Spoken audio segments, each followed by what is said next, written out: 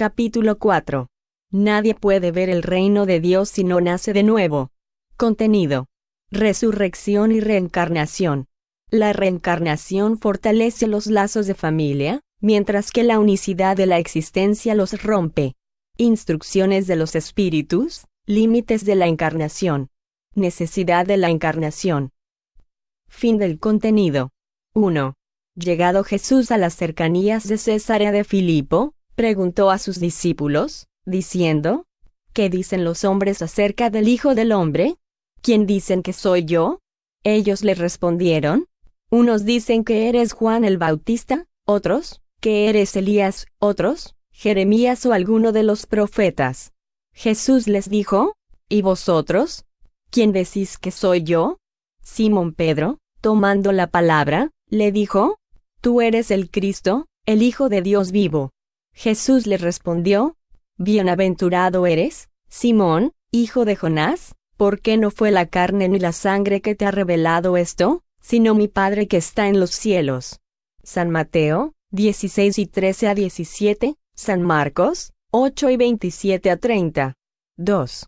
Herodes el tetrarca oyó hablar de todo lo que hacía Jesús, y su espíritu se hallaba perplejo, porque unos decían que Juan había resucitado de entre los muertos, otros, que Elías había aparecido, y otros, que uno de los antiguos profetas había resucitado. Entonces Herodes dijo: a Juan, yo mandé que le cortaran la cabeza. ¿Quién es, pues, ese de quien oigo decir tan grandes cosas? Y buscaba verle. San Marcos, 6 y 14 y 15, San Lucas, 9, 7 a 9. 3. Después de la transfiguración. Entonces sus discípulos le preguntaron, diciendo: ¿por qué, pues, los escribas dicen que es preciso que Elías venga primero? Jesús les respondió: es verdad que Elías ha de venir y restablecerá todas las cosas, pero yo os declaro que Elías ya vino, y ellos no lo reconocieron, sino que hicieron con él cuanto quisieron. Así también harán padecer al Hijo del Hombre. Entonces sus discípulos entendieron que les había hablado de Juan el Bautista. San Mateo, 17 y 10 a 13, San Marcos, 9, 10 a 12. Subtítulo: Resurrección y reencarnación. 4. La reencarnación formaba parte de los dogmas de los judíos bajo el nombre de resurrección. Solo los saduceos, que pensaban que todo concluye con la muerte, no creían en ella. Las ideas de los judíos acerca de este punto, como sobre muchos otros, no estaban claramente definidas, porque solo tenían nociones vagas e incompletas respecto al alma y su vínculo con el cuerpo. Creían que un hombre que ha vivido podía volver a vivir, sin explicarse con precisión de qué manera eso podía suceder. Designaban con la palabra resurrección lo que el espiritismo llama, más razonablemente, reencarnación. En efecto, la resurrección supone la vuelta a la vida del cuerpo que está muerto, pero la ciencia demuestra que eso es materialmente imposible, sobre todo cuando, desde mucho tiempo antes, los elementos de ese cuerpo se hallan dispersos y han sido absorbidos. La reencarnación es el regreso del alma o espíritu a la vida corporal, pero en otro cuerpo, nuevamente formado para él, y que no tiene nada en común con el antiguo. Así, la palabra resurrección podía aplicarse a Lázaro, pero no a Elías ni a los otros profetas. Según sus creencias, pues, si Juan el Bautista era Elías, entonces el cuerpo de Juan no podía ser el de Elías, puesto que se había visto a Juan de niño, y se conocía a su padre y a su madre. Por consiguiente, Juan podía ser Elías reencarnado, pero no resucitado. 5. Había un hombre entre los fariseos, llamado Nicodemo, senador de los judíos, que vino a encontrar a Jesús de noche, y le dijo: Maestro, sabemos que viniste de parte de Dios para instruirnos como un doctor, porque nadie podría hacer los milagros que tú haces, si Dios no estuviera con él. Jesús le respondió: en verdad te digo, nadie puede ver el reino de Dios si no nace de nuevo. Nicodemo le dijo: ¿cómo puede un hombre nacer si ya es viejo? ¿Puede volver a entrar en el seno de su madre, para nacer una segunda vez? Jesús le respondió: en verdad en verdad te digo, si un hombre no renace del agua y del Espíritu, no puede entrar en el reino de Dios. Lo que es nacido de la carne, es carne, y lo que es nacido del Espíritu, es espíritu. No te maravilles de que te haya dicho que es necesario nacer de nuevo. El Espíritu sopla donde quiere, y oyes su voz, pero no sabes de dónde viene, ni a dónde va, así es todo hombre nacido del Espíritu. Nicodemo le respondió, ¿cómo puede suceder eso? Jesús le dijo, ¿cómo? ¿Tú eres maestro en Israel, e ignoras estas cosas? En verdad te digo, que no decimos más que lo que sabemos, y que solo damos testimonio de lo que hemos visto. Con todo, no aceptáis nuestro testimonio. Pero si no me creéis cuando os hablo de las cosas de la tierra, ¿cómo me creeréis cuando os hable de las cosas del cielo? San Juan 3, 1-12. 6. La idea de que Juan el Bautista era Elías y que los profetas podían volver a vivir en la tierra se encuentra en muchos de los pasajes de los Evangelios, particularmente en los que han sido transcriptos más arriba, numerales 1-3. Si esa creencia hubiese sido una equivocación, Jesús no habría dejado de combatirla, como combatió tantas otras. Lejos de ello, Él la sanciona con toda su autoridad y la coloca como un principio y como una condición necesaria cuando dice, nadie puede ver el reino de los cielos si no nace de nuevo. E insiste, al agregar, no te maravilles de que te haya dicho que es necesario nacer de nuevo. 7. Estas palabras, si un hombre no renace del agua y del Espíritu, han sido interpretadas en el sentido de la regeneración mediante el agua del bautismo. No obstante, el texto primitivo dice simplemente, no renace del agua y del Espíritu, en tanto que en algunas traducciones las palabras del Espíritu han sido sustituidas por del Santo Espíritu, lo que ya no se corresponde con el mismo pensamiento. Este punto fundamental se destaca en los primeros comentarios hechos sobre el Evangelio, lo que un día se verificará sin posibilidad de equívoco. 6. Nota de Allan Kardec. 6. La traducción de Osterwald está conforme al texto primitivo, dice, no renace del agua y del Espíritu. La de Sassi dice, del Santo Espíritu. La de Lammenais, del Espíritu Santo. Hasta aquí la nota de Kardec. En la primera edición del Nouveau Testament de Sassi, publicado en 1667, uno de cuyos ejemplares se conserva en la Biblioteca Nacional de Francia, se lee, de l'Esprit, del Espíritu, sin la palabra sant, es decir, tal como figura en la transcripción del numeral 5. Fin de la nota. 8. Para que se comprenda el verdadero sentido de esas palabras, es preciso referirse a la significación de la palabra agua, que no se empleaba en la acepción que le es propia. Los conocimientos que los antiguos tenían acerca de las ciencias físicas eran muy imperfectos. Creían que la tierra había salido de las aguas, y por eso consideraban el agua como el elemento generador absoluto.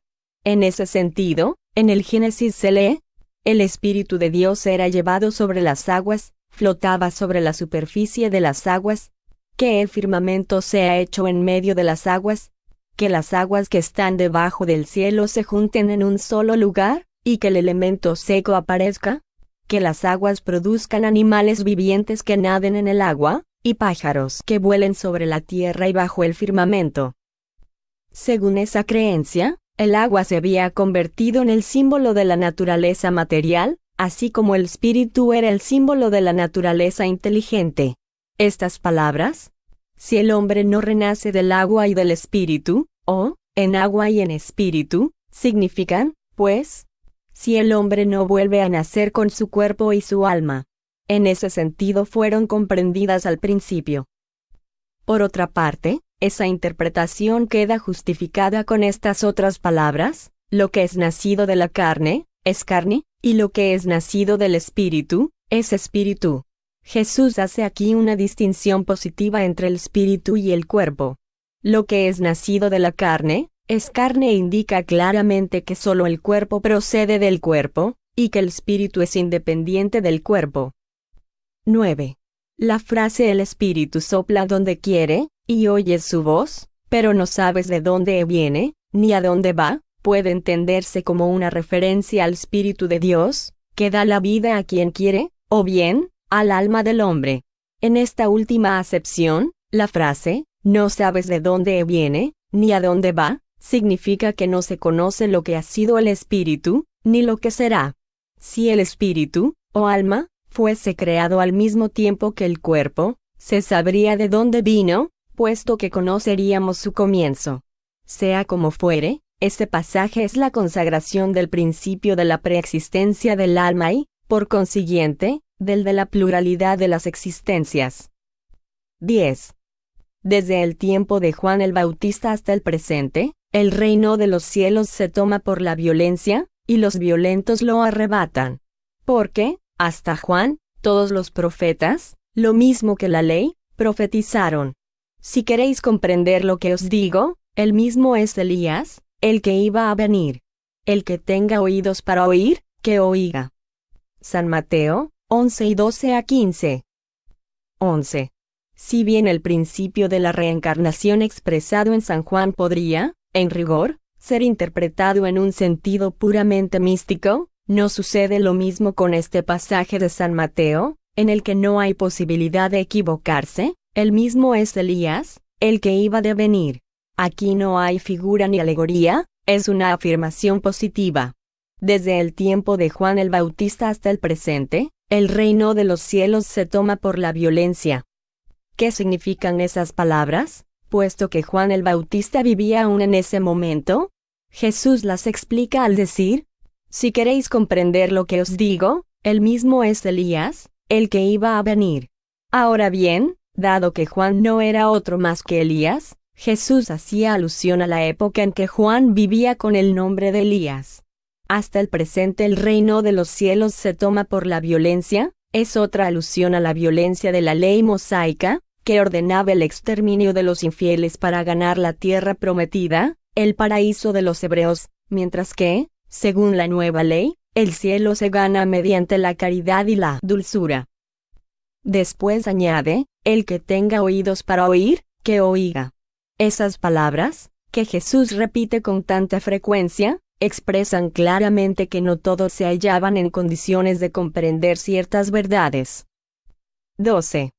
Aquellos de vuestro pueblo quienes hicieron morir, vivirán de nuevo. Los que eran muertos en medio de mí, resucitarán. Despertad de vuestro sueño y cantad alabanzas a Dios, vosotros que habitáis en el polvo. Porque el rocío que cae sobre vosotros es un rocío de luz, y porque arrasaréis la tierra y el reino de los gigantes. Isaías, 26, 19. 13. Este pasaje de Isaías también es muy explícito. Aquellos de vuestro pueblo quienes hicieron morir, vivirán de nuevo. Si el profeta hubiese pretendido hablar de la vida espiritual, si hubiese querido decir que aquellos que habían sido ejecutados no estaban muertos en espíritu, habría dicho, aún viven, y no, vivirán de nuevo. En el sentido espiritual, esas palabras serían absurdas, puesto que implicarían una interrupción en la vida del alma. En el sentido de regeneración moral, serían la negación de las penas eternas, puesto que establecen, en principio, que todos los que están muertos revivirán. 14. Pero cuando el hombre ha muerto una vez, cuando su cuerpo, separado de su espíritu, es consumido, ¿en qué se convierte? Si el hombre ha muerto una vez, ¿podría revivir de nuevo? En esta guerra en que me encuentro todos los días de mi vida, espero que llegue mi cambio. Job, 14 y 10 y 14. Traducción de Le Maistre de Sassy. Cuando el hombre muere, pierde toda su fuerza, expira. Después, ¿dónde está él? Si el hombre muere, revivirá. Esperaré todos los días de mi combate, hasta que me llegue algún cambio. Ibid. Traducción protestante de Osterwald. Cuando el hombre ha muerto, vive siempre. Al concluir los días de mi existencia terrenal, esperaré, porque volveré de nuevo aquí. Ibid. Versión de la Iglesia griega. 15. El principio de la pluralidad de existencias se encuentra claramente expresado en esas tres versiones. No se puede suponer que Job pretendía aludir a la regeneración por medio del agua del bautismo, que por cierto no conocía. Si el hombre ha muerto una vez, ¿podría revivir de nuevo? La idea de morir una vez y de revivir, implica la de morir y revivir muchas veces. La versión de la Iglesia griega es aún más explícita, si es eso posible. Al concluir los días de mi existencia terrenal, esperaré, porque volveré de nuevo aquí, es decir, volveré a la existencia terrenal. Está tan claro como si alguien dijera, salgo de mi casa, pero a ella regresaré. En esta guerra en que me encuentro todos los días de mi vida, espero que llegue mi cambio. Job pretende, evidentemente, referirse a la lucha que sostenía contra las miserias de la vida. Espera su cambio, es decir, se resigna. En la versión griega, esperaré parece aplicarse más bien a una nueva existencia. Cuando mi existencia terrenal haya concluido, esperaré, porque volveré de nuevo aquí. Job parece colocarse, después de la muerte, en el intervalo que separa una existencia de otra, y dice que allí aguardará el momento de volver. 16. Así pues, no cabe duda de que, bajo el nombre resurrección, el principio de la reencarnación era una de las creencias fundamentales de los judíos, y que ese principio fue confirmado por Jesús, así como por los profetas, de una manera formal. De ahí se sigue que negar la reencarnación implica renegar de las palabras de Cristo. Un día sus palabras constituirán autoridad en relación con ese punto, así como sobre muchos otros, cuando se reflexione acerca de ellas sin ideas preconcebidas. 17. Con todo, a esa autoridad, desde el punto de vista religioso, viene a sumarse, desde el punto de vista filosófico, la de las pruebas que resultan de la observación de los hechos.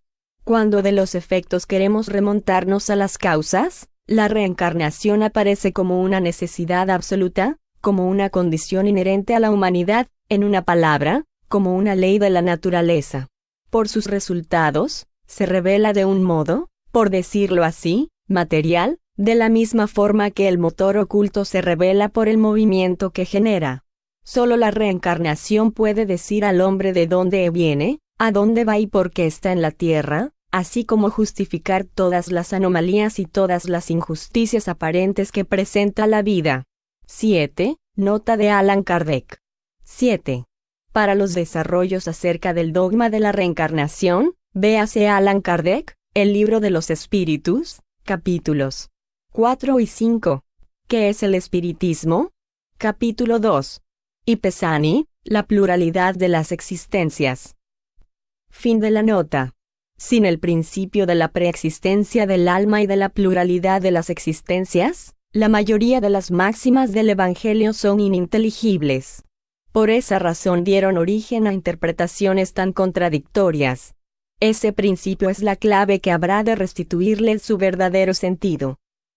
Subtítulo: La reencarnación fortalece los lazos de familia, mientras que la unicidad de la existencia los rompe. 18.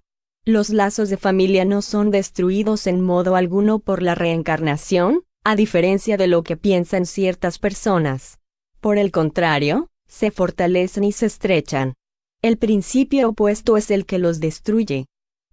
En el espacio, los espíritus forman grupos o familias unidos por el afecto, la simpatía y la semejanza de inclinaciones. Esos espíritus, felices de estar juntos, se buscan unos a otros. La encarnación solo los separa momentáneamente, porque, cuando vuelven a la erraticidad, se reencuentran como lo hacen los amigos al regresar de un viaje. Muchas veces, incluso, se siguen unos a otros en la encarnación, donde se los reúne en una misma familia, o en un mismo ámbito, a fin de que trabajen juntos para su mutuo adelanto. Si unos encarnan y otros no, no por eso dejan de estar unidos mediante el pensamiento. Los que están libres velan por los que se encuentran en cautiverio. Los más adelantados se esfuerzan por hacer que progresen los rezagados. Después de cada existencia, han dado un paso en el camino de la perfección. Cada vez menos apegados a la materia, su afecto es más vivo, precisamente porque es más puro, y ya no lo perturban el egoísmo ni la sombra de las pasiones. Por consiguiente, los espíritus pueden, de ese modo, recorrer un número ilimitado de existencias corporales, sin que ningún golpe perjudique el mutuo afecto que los une. Quede bien claro que aquí se trata del afecto real, de alma a alma, el único que sobrevive a la destrucción del cuerpo, porque los seres que en la tierra se unen solamente por los sentidos, no tienen ningún motivo para buscarse en el mundo de los espíritus. Solo son duraderos los afectos espirituales. Los de índole carnal se extinguen junto con la causa que les dio origen.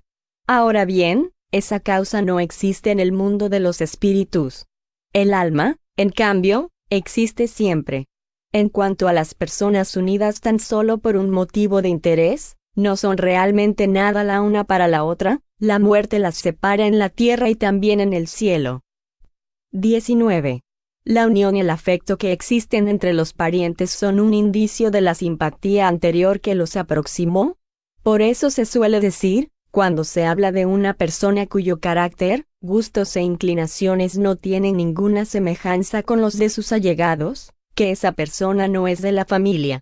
Al decir eso, se enuncia una verdad más grande de lo que se supone.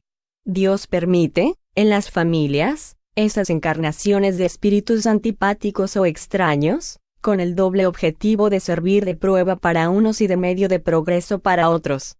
Además, los malos mejoran poco a poco al establecer contacto con los buenos y por efecto de los cuidados que de ellos reciben.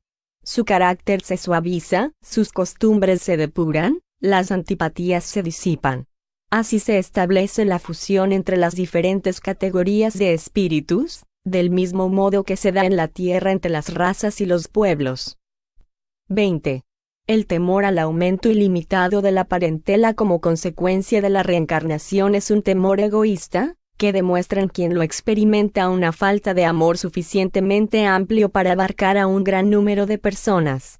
Un padre que tiene muchos hijos, los ama menos de lo que amaría a uno de ellos, si fuese único. No obstante, tranquilícense los egoístas, pues ese temor no tiene sustento.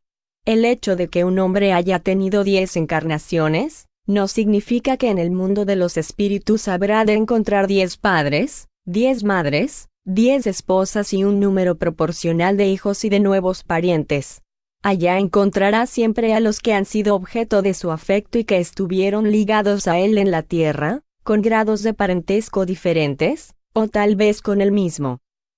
21. Veamos ahora las consecuencias de la doctrina de la no reencarnación. Esta doctrina anula necesariamente la preexistencia del alma.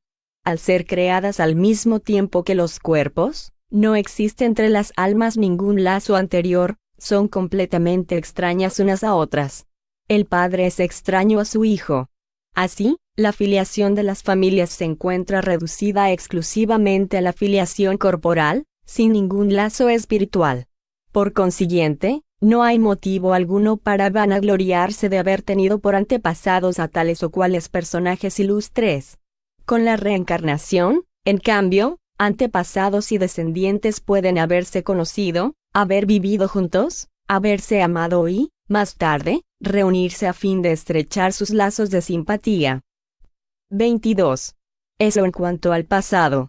En cuanto al porvenir, según uno de los dogmas fundamentales que se deducen de la no reencarnación, el destino de las almas queda irremediablemente determinado después de una sola existencia.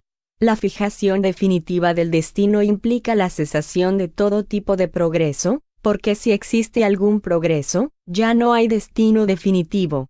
Conforme hayan vivido bien o mal, las almas van de inmediato a la morada de los bienaventurados o al infierno eterno. De ese modo, quedan inmediatamente separadas, para siempre, sin la esperanza de volver a unirse nunca más. Padres, madres e hijos, maridos y esposas, hermanos, hermanas y amigos, ya no pueden tener la certeza de volverse a ver. Eso constituye la ruptura inexorable de los lazos de familia. Con la reencarnación, en cambio, y con el progreso que es su consecuencia, los que se han amado vuelven a reunirse en la tierra y en el espacio, y marchan juntos para llegar a Dios. Si algunos desfallecen en el camino, retrasan su adelanto y su felicidad, pero la esperanza no está perdida. Mediante el auxilio, el estímulo y el amparo de los que los aman, habrán de salir un día del cenagal en que se sumergieron. Con la reencarnación, por último, existe solidaridad perpetua entre los encarnados y los desencarnados y, por consiguiente, los lazos de afecto se estrechan. 23. En resumen, 4 alternativas se presentan al hombre en relación con su porvenir de ultratumba. Primera, la nada, según la doctrina materialista. Segunda, la absorción en el todo universal, según la doctrina panteísta. Tercera, la individualidad con fijación definitiva del destino, según la doctrina de la Iglesia. Y cuarta, la individualidad con progreso ilimitado, según la doctrina espírita. Conforme a las dos primeras, los lazos de familia se rompen al producirse la muerte, sin que haya esperanza alguna de que las almas se vuelvan a encontrar en el porvenir. Con la tercera, pueden volverse a ver, siempre que estén en la misma región, que tanto puede ser el infierno como el paraíso. Finalmente, con la pluralidad de las existencias, que es inseparable del progreso gradual, existe la certeza de la continuidad de las relaciones entre los que se han amado, y eso es lo que constituye la verdadera familia. Subtítulo: Instrucciones de los espíritus. Límites de la encarnación. 24. ¿Cuáles son los límites de la encarnación? Para hablar con propiedad, si nos referimos a la envoltura que constituye el cuerpo del espíritu, la encarnación no tiene límites marcados con precisión, puesto que la materialidad de esa envoltura disminuye a medida que el espíritu se purifica. En algunos mundos, más adelantados que la Tierra, ese cuerpo es menos compacto, menos pesado y menos denso y, por consiguiente, se halla menos sujeto a vicisitudes.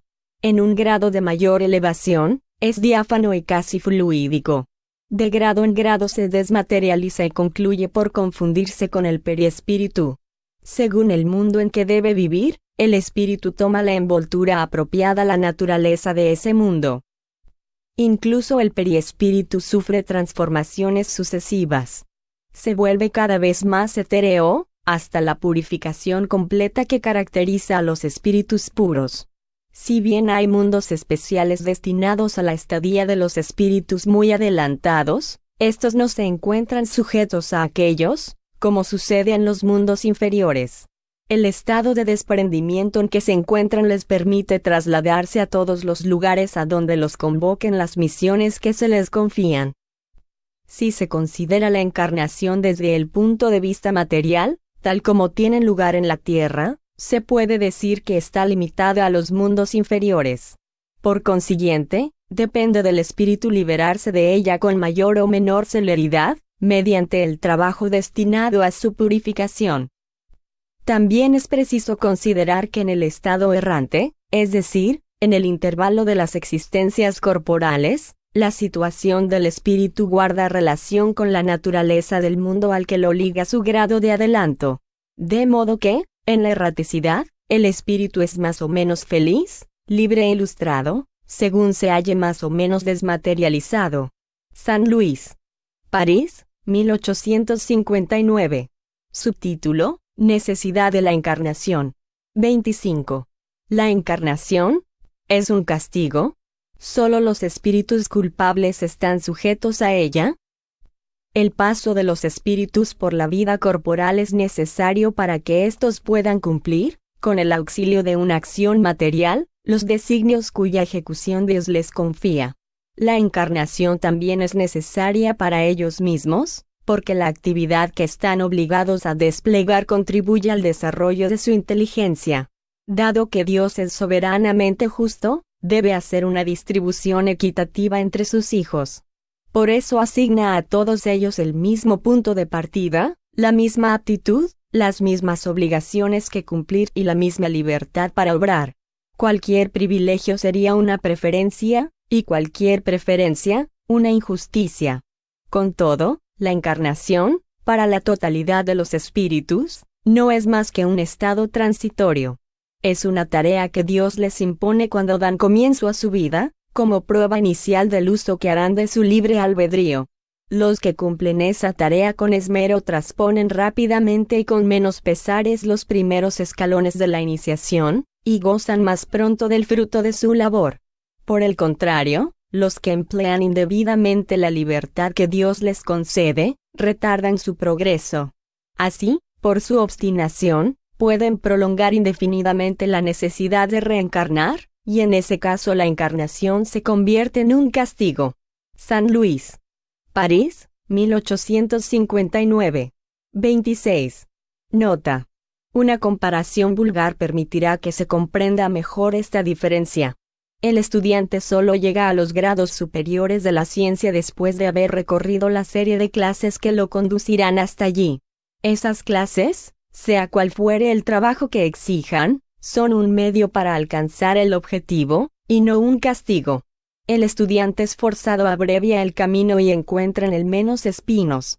Diferente es lo que sucede con aquel cuya negligencia y pereza lo obligan a repetir determinadas clases. No es, por lo tanto, la tarea de la clase lo que constituye un castigo, sino la obligación de volver a comenzar la misma tarea. Algo similar sucede con el hombre en la tierra.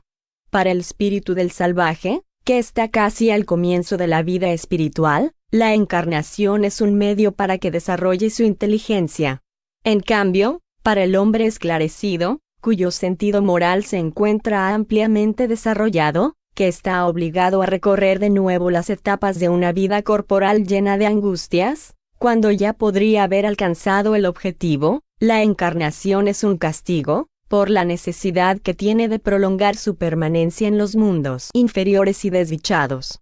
Por el contrario, aquel que trabaja activamente por su progreso moral, no solo puede abreviar la duración de la encarnación material, sino también superar de una sola vez los grados intermedios que lo separan de los mundos superiores. ¿Los espíritus no podrían encarnar solo una vez en el mismo planeta, y cumplir sus diferentes existencias en esferas también diferentes? Esta opinión sería admisible si todos los hombres de la Tierra estuviesen exactamente en el mismo nivel intelectual y moral. Las diferencias que existen entre ellos, desde el salvaje hasta el hombre civilizado, ponen de manifiesto los grados que están llamados a recorrer. Por otra parte, la encarnación debe tener un objetivo útil. Ahora bien, ¿cuál sería el objetivo de las encarnaciones efímeras de los niños que mueren en edad temprana? Habrían sufrido sin provecho para ellos ni para los demás. Dios, cuyas leyes son soberanamente sabias, no hace nada que no tenga un fin útil. Mediante la reencarnación en el mismo planeta, Él ha querido que los mismos espíritus, al encontrarse de nuevo y ponerse en contacto, tuviesen la ocasión de reparar sus errores recíprocos. Por medio de esas relaciones anteriores, Dios ha querido además que los espíritus establezcan los lazos de familia en una base espiritual, así como sustentar en una ley de la naturaleza los principios de solidaridad, fraternidad e igualdad.